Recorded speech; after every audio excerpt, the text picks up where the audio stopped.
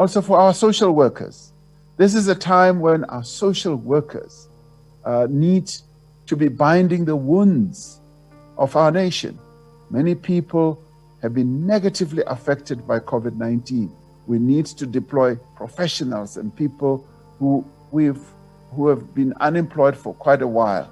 And COVID-19 then gives us the platform and the opportunity to be able to do that. We need to look after community infrastructure. Our schools need to be looked after. And we need to invest in the environment. And we also need to focus on early childhood development as we go forward. And we therefore need to start creating new sectors of the economy. New sectors, the K economy is one of those. The green economy is one of those. And a number of other subsectors of our economy can be created.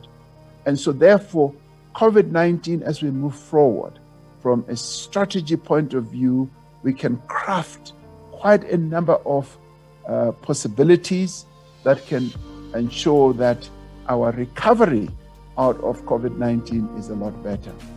This will take place alongside the work that needs to be done to unlock employment in the wider economy, no doubt. It is nearly 3 months since South Africa recorded its first COVID-19 case.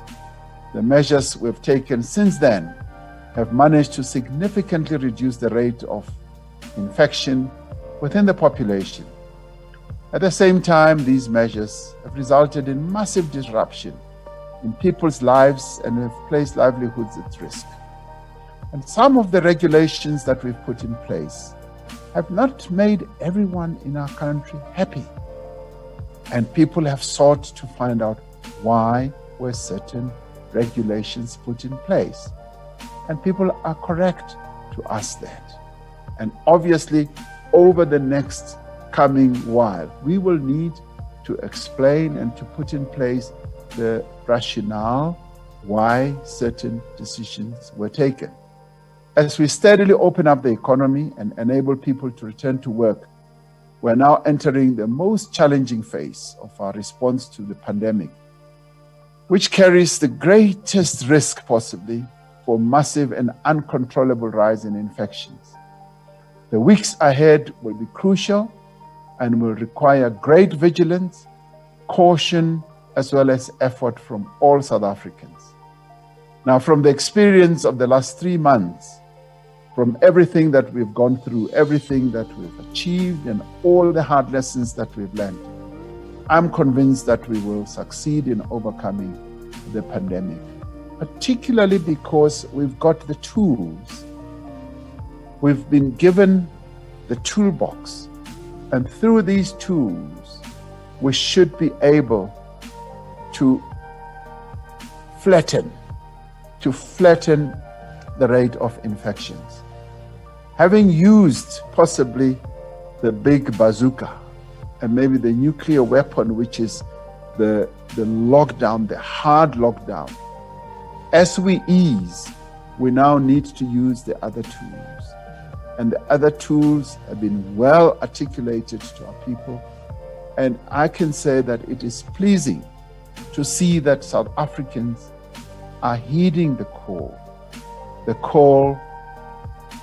not to shake hands. I have not met a single South African in the past 65 days who shakes hands, almost three months who's now shaking hands.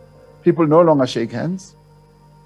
People no longer hug willy-nilly.